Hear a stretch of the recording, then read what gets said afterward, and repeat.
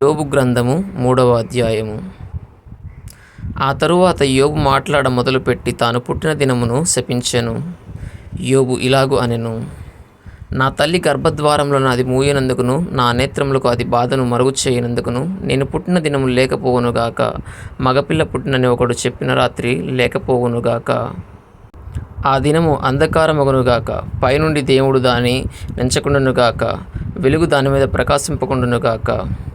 చీకటియు గాఢ అంధకారమును మరలా దానిని తమ యొద్దకు తీసుకొనుగాక. మేఘము దాన్ని కమ్మునుగాక. పగలు కమ్మునట్టి అంధకారము దాన్ని బెదిరించునుగాక. అంధకారము ఆ రాత్రిని పట్టుకొనుగాక.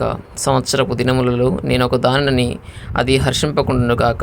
మాసముల సంఖ్యలో అది చేరకుండునుగాక. ఆ రాత్రి ఎవడను జననము కాకపోవునుగాక. దానిలో ఏ ఉత్సాహ ధ్వని పుట్టకుండునుగాక.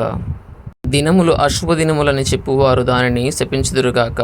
భుజంగమును రేపుటకు నేర్పుగలవారు దానిని శపించుదురుగాక. అందులో సంధ్యావేళను ప్రకాశించు నక్షత్రములకు అంధకారము కమ్మునుగాక. వెలుగు కొరకు అది ఎదురుచూడగా వెలుగు లేకపోవునుగాక. అది వేకువ కనురెప్పలను చూడకుండునుగాక. పుట్టుకలోనే నేనేల చావకపోతిని, గర్భము నుండి బయలుదేరగానే నేనేల ప్రాణము విడవకపోతిని. మోకాళ్ళ మీద నన్నేల ఉంచుకునిరి, నేనేల స్తనములను కుడిచితిని. లేని ఎడల నేనిప్పుడు పండుకొని నిమ్మలించియుందును, నేను నిద్రించియుందును, నాకు విశ్రాంతి కలిగియుండును.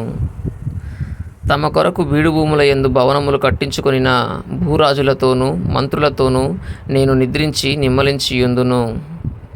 బంగారము సంపాదించి తమ ఇండ్లను వెండితో నింపుకొనిన అధిపతులతో నిద్రించి విశ్రమించియుందును. అకాల సంభవమై కంటపడకయున్న పిండము వంటి వాడనై లేకపోయియుందును. వెలుగు చూడని బిడ్డల వలె లేకపోయియుందును.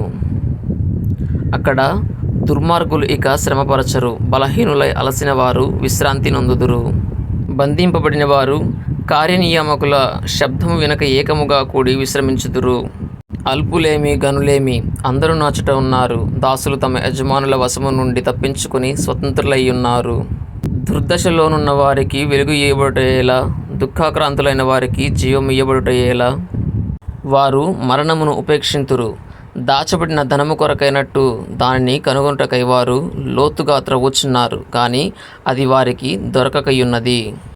సమాధికి చేరునప్పుడు వారు హర్షించి బహుగా సంతోషించెదరు. మరుగుపడిన మార్గము గల వానికిని, దేవుడు చుట్టుకంచె వేసిన వానికిని వెలుగు ఇయ్యబడనేలా. భోజనమునకు మారుగా నాకు నిట్టూర్పు కలుగుచున్నది.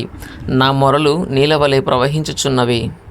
ఏది వచ్చునని నేను బహుగా భయపడితినో అదియే నాకు సంభవించుచున్నది. నాకు భీతి పుట్టించినదే నా మీదకి వచ్చుచున్నది. నాకు నెమ్మది లేదు, సుఖము లేదు, విశ్రాంతి లేదు, శ్రమయే సంభవించుచున్నది.